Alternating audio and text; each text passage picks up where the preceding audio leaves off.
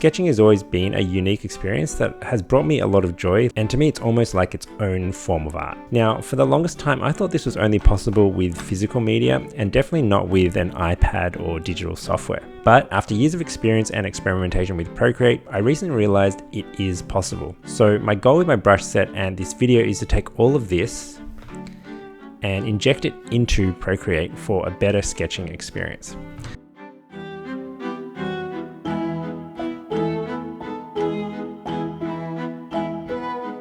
The first brush I'm going to show you guys is called the Fuzzy Graphite. So let me go to my sketching brush set, and here it is. And if you saw my last video, you'll know that I'd like to use this brush for my underdrawings. So just for like planning and plotting things out. And I like to use this brush because it's quite soft and forgiving. And I guess the best way to make sense of what that means is like, it's kind of like a pencil that hasn't been sharpened. And I don't know about you guys, but I personally don't really like drawing with a fully sharpened pencil. It's just way too final and sharp. I like the bluntness and softness, just being able to feel out my forms.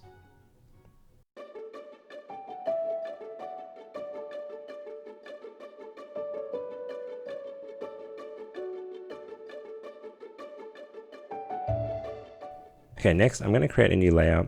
Let's group these together, and I'm going to reduce the opacity of the underdrawing to really low, and then we're going to switch to our next brush, which is the graphite. And this is just your standard pencil, and you can use it normally like this, or you can use it on the side and shade like that. Now you might be wondering, what's the difference between this pencil and like the HB or the 6B in the default sketching brush set? And the difference is in the size. So at this size it looks pretty standard, but when you increase the size, you can get some pretty big and bold strokes that have a lot of character. And you can see how the stroke itself has a tapered edge and then a hard edge. So if you're going for that kind of really bold graphite style, you can do that. For this sketch, I'm going to stick with my smaller size.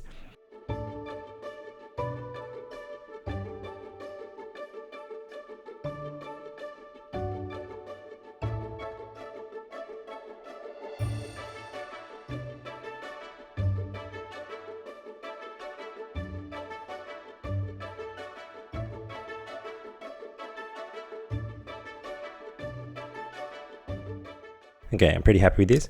The next brush I want to show you guys is a variation on graphite, which is the Graphite Chisel Tip. And it's exactly as the name describes, so it has a chiseled tip.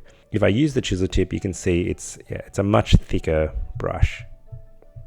The next few brushes are really handy for shading, and personally I like cross hatching. So for example, we have here the Graphite Hatch, and this brush draws 3 lines at once.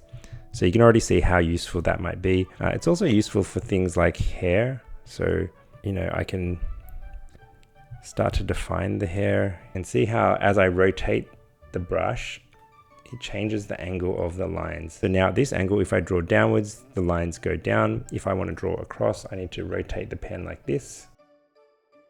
There's also a variation of this using the chisel tip, so that's Graphite Chisel Hatch, and you can see here it draws 3 lines, and each of those lines is the chisel tip variation. There are 2 other ways I like to do hatching, and they give a bit more variation to the texture. So the first is the Graphite Hatch stamp, and this stamps on a series of squiggly lines like that, and you can kind of layer them on top of each other to create a patchwork texture. And I can also turn the angle of my pen to turn the angle of the stamp. So now you can see I'm building up a lattice, and in this case it's a really cool background effect, but you can use it on like your characters or whatever you're shading as well to create depth. And the last brush I want to show you in the graphite section is this one, the Graphite Hatch Rapid.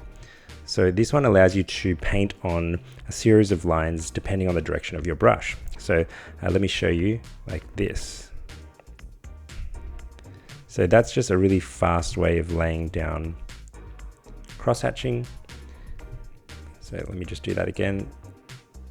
And you can also adjust the direction of the line based on your pen orientation. So right now these lines are going vertically, but if I want them to be going horizontally, I need to turn my pen like this. And you can see right now, yeah, they're perpendicular to the original hatch. Let me just do it over here. So yeah, there you go, that's one way, and then this is another way. And you know, if you keep turning the angle, you can adjust it however you want, and see how we're building up a lattice texture here. This wraps up the graphite portion of the video. Next, we're going to look at 3 very special brushes that will take your sketching to the next level.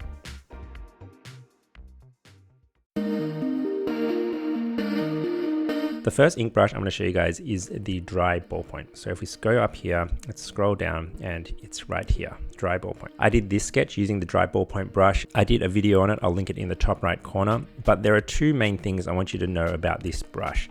The first thing I want you to know is that this brush has a really unique feel. So it literally feels like a ballpoint pen, and it's hard to explain what a feeling is, but I guess the best way to describe it is it's not like an ink brush or a felt tip pen where, you know, the ink flows out really fast. When I place this pen on the tablet surface and draw really lightly, not much is coming out, see? It's very, very dry, and that's kind of how a ballpoint pen is. But if I want to, I can get really dark lines if I push harder. So just to make this feel even more ball pointy, I'm going to change this to a blue color, and let me kind of do this. That's pushing lightly, and then if I push harder, it looks like this.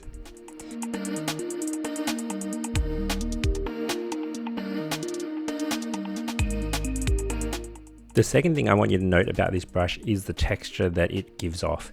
So if we zoom in here, you can see the texture is highly variable, like there's a variation in its hue and saturation, and that simulates the ink coming off the ballpoint. Sometimes you have more flow depending on how the ballpoint runs across the paper, and you can sometimes see little ink splodges or, you know, bursts of ink coming out. I think it's actually really obvious here. You can see big splodges here.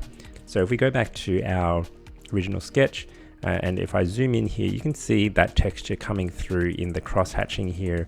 On a line by line basis, it's a really subtle thing, but when you zoom out and see the entire image, you can start to get a feel for that ball pointy feel. Like, especially like, for example, here where the ink blotches up on top of each other, it looks like you're pressing into the page and running many, many lines into a real piece of paper. The next brush I want to show you is something a bit different, and it is the dipped ink. So I've got 2 variations on that here. I've got the standard dipped ink, and I've got a dipped ink chisel tip. Now let me go to a new layer. I have an underdrawing here, and I'm going to draw on top of this. It's a landscape scene. It's actually a screenshot from one of my Japan vlogs, and I feel like it's perfect for this brush. Now the difference between this brush and, for example, the ballpoint pen is this is very much an inky brush. Like, let me just change this to black because we're going to be drawing with black ink. And if I just draw on the paper, I don't know if you can tell, but that's just very, very binary. Like, it's very on and off. There's no gradation or softness leading into white. You know, once you hit the page with the ink, it's on there, you know. And if I angle the brush, it can be really aggressive. So right now the size that I'm on is only 5 or 6%, which is pretty small. And if I draw perpendicular to the screen, it's like that. But if I go at an angle, a lot of that ink is coming off. So this pen has a lot of variability. It's going to be a bit harder to work with, but let's see how this turns out.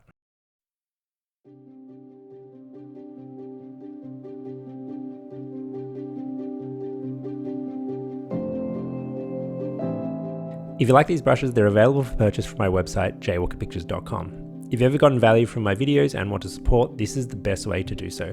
Each purchase allows me to continue making art and videos, and I really do appreciate it. Thanks, guys.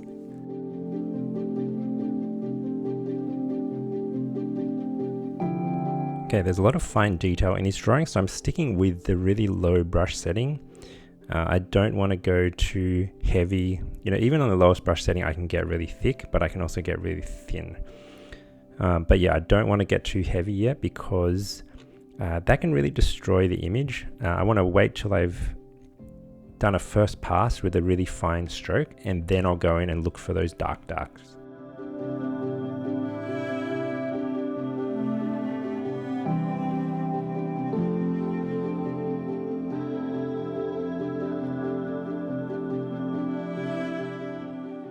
For those that are interested, this was a location just a few streets from a small guest house that we stayed at near Lake Kawaguchi. I'll leave a link in the description to this location and the guest house for those that are interested, not sponsored.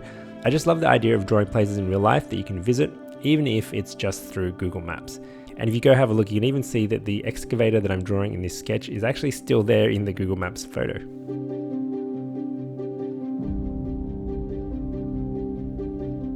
Okay, so you'll notice there's a bunch of trees over here and there's a lot of foliage. I want to give some weight to that foliage, so I'm going to go with my default size here, which is 5%. And I'm just going to focus on the underside of these bushes. So if you imagine this is a bush, the underside would be this portion. Here, for example, here's the underside. So I'm going to increase the density here. And you can just feel how loose this pen is. The ink is really just flowing out, so you've got to be really careful.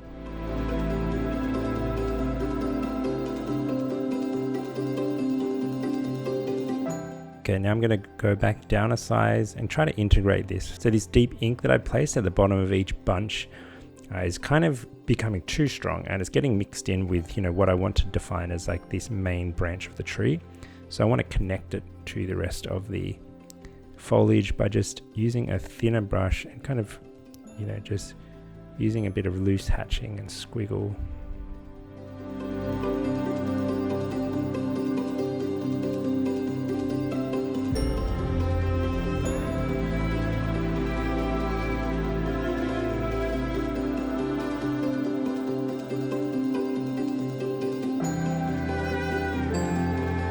Yeah, again, you can just see how loose and wild this brush is. It's very hard to use, I do admit, but if you want that look, this brush is perfect.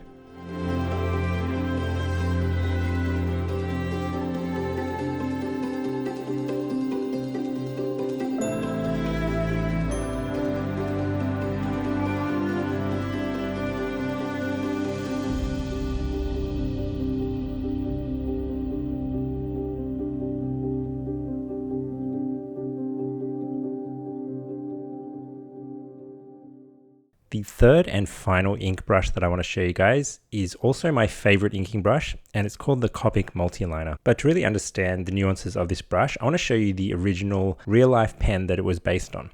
So let's move this out of the way. And this is the Copic Multiliner. And this is just really premium. It's really nice. It kind of feels like it's made of metal or something. So I want to show you how this pen behaves. So yeah, you can use it like this, and you can do really solid lines like that. But what I really want you to notice is actually I can adjust the thinness and thickness of this line and also the dryness of this line.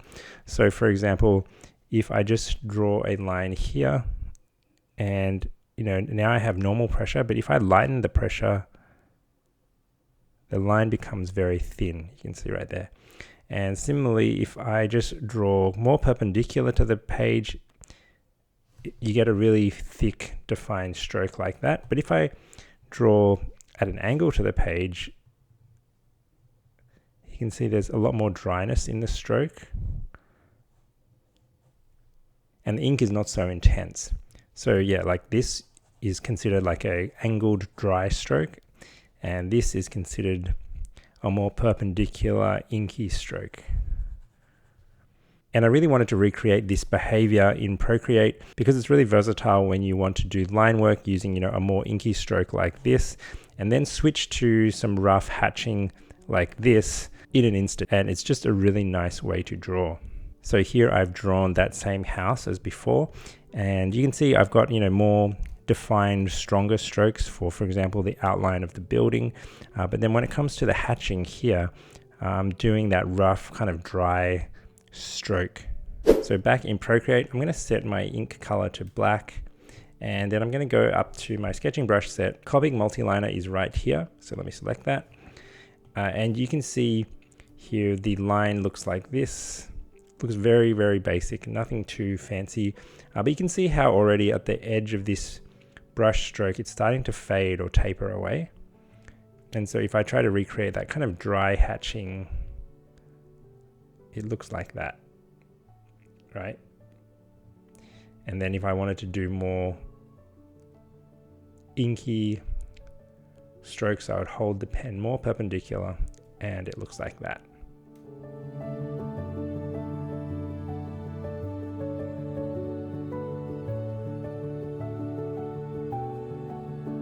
So I filmed an entire process using this pen, but the video is getting pretty long, so I had to cut it into this montage.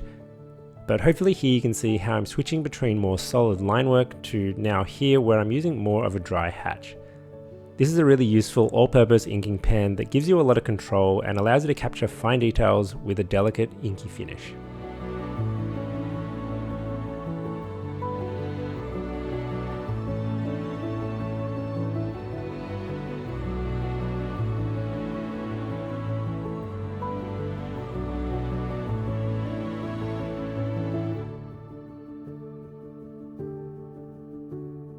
So this wraps up the section on ink brushes. Next, I want to show you a very important tool that I could never quite afford as a young art student.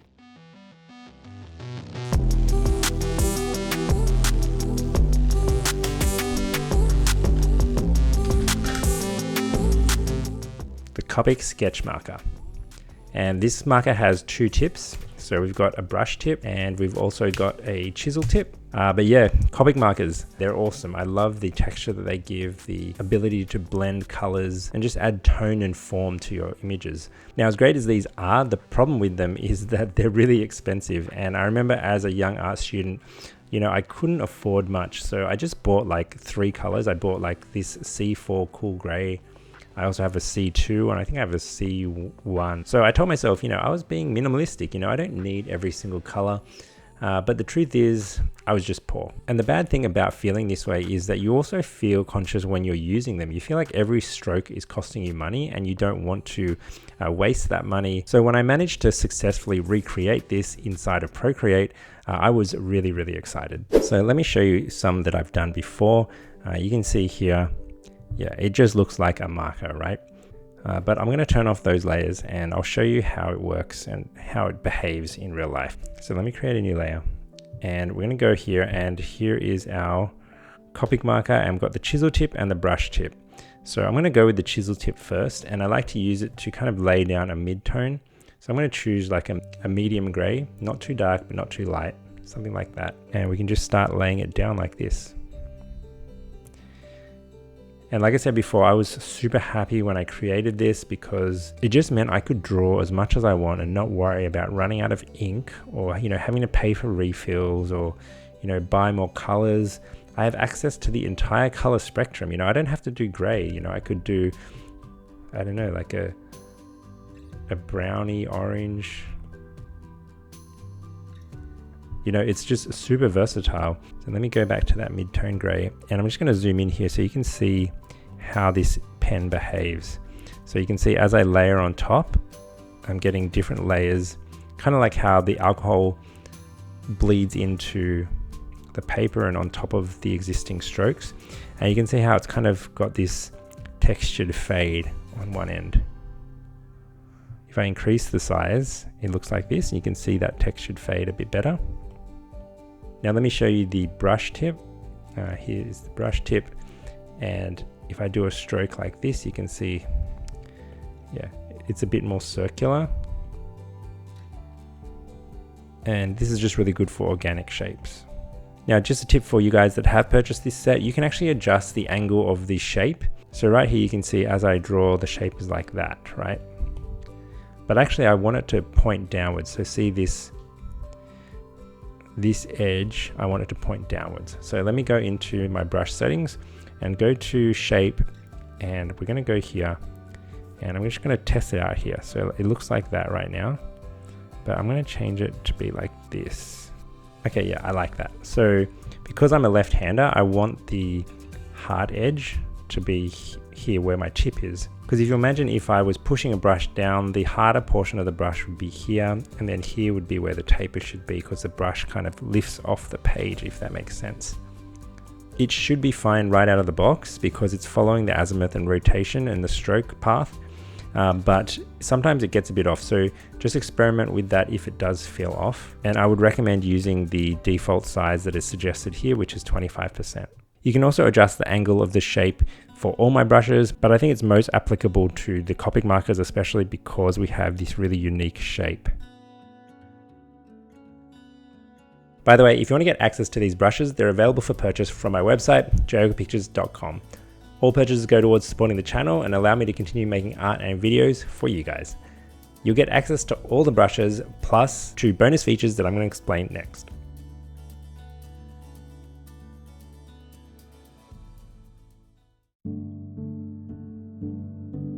The first is 2 brushes that allow you to apply a paper texture to your canvas. So you can see here I'm on a fully white canvas, and I'm going to jump into my sketching brush set and scroll right down to the bottom, and you can see here there's the 2 brushes. So number 1 is texture brush light paper, and then number 2 is texture brush heavy paper. So let's start with the light paper and go up here to your color wheel and choose a mid-tone gray around about here. Now make sure the size is set to maximum, and then we're going to zoom out a bit just so that it makes covering this canvas easier with our stylus. So just run the stylus over the canvas in one stroke. And by that I mean don't lift it off and apply it again, just apply it in one press. You can apply it again, but see how it's increasing the darkness? Whether you do that is up to you and how dark you want it. I think that looks pretty good. And this is a simple feature, like it's not mind-blowing or really complicated, but it's just one of those small details that can add to your sketching experience and just make things feel a bit more organic.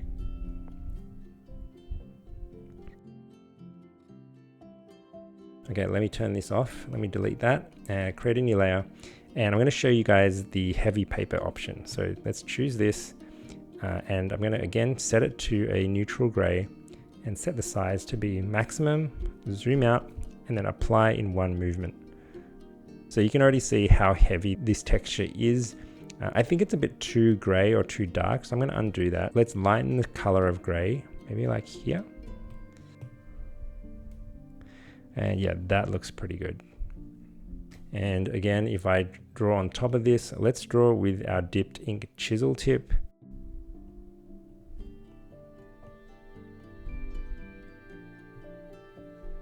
So you can imagine if you were doing kind of ink calligraphy, it would definitely need to be on a heavier paper type. So this dipped ink brush just is a really great match for this heavy texture paper. Now for me to show you the second bonus item or feature, I got to jump out of this canvas. So let me go back to my gallery, and you can probably see them right here. They're these sketchbooks. So these are just digital Procreate files, and they have the page assist function turned on. And what page assist does is it basically treats your layers like pages within a book. So let me just show you what I mean by that. I'm going to go into my sketchbooks, and this is a portrait sketchbook. And you can see here the page assist UI down the bottom. And now I can flip between the pages of this sketchbook. And you can see what I've been drawing. And so what I've done is include 3 types of sketchbook file in this sketching brush set. So there's an Instagram sketchbook, a desktop sketchbook, and an iPhone sketchbook. And the dimensions they've been created in are optimal for sharing or creating wallpapers. So I'll just show you my landscape sketchbook. This was the sketch I did earlier on, still working on it. So this was the first version of this sketch of this Japanese house. You'll also see this ballpoint pen sketch that I'm really happy with. This is another one that I'm working on at the moment. There is the second version of that original Japanese house, some more random sketches that kind of didn't go anywhere. And this kind of just replicates that feeling of having, you know, these little sketchbooks. There's just something nice about having your work collected into a small group of pages that are in a certain aspect ratio. And the nice thing about it is it's another way to kind of organize your work. So if I jump out to my gallery, it's an absolute mess. You can see like I've got untitled artworks everywhere, and there's no real organization or curation of my work. The nice thing about this is I can go here to my sketchbooks, and then within my sketchbooks, now I've got like all my portrait artworks here, you know, all my face drawing, and then I've got my landscape sketches here. Then I have a sketchbook here for all my ideas. And so you can see how it's another level of organization. And it also encourages you to maintain kind of a series of works. So, if I keep filling up this landscape sketchbook, I'm going to end up with a whole series of really awesome landscape sketches. And it's really nice to see the evolution and growth that way as an artist. Anyway, that's all I wanted to say. If you want to get your hands on this brush set, it's available at jaywalkerpictures.com. And if you have purchased it already, thank you so much. I hope it brings you many happy hours of sketching and doodling. Thanks for watching, guys, and I'll see you all in the next video. Bye.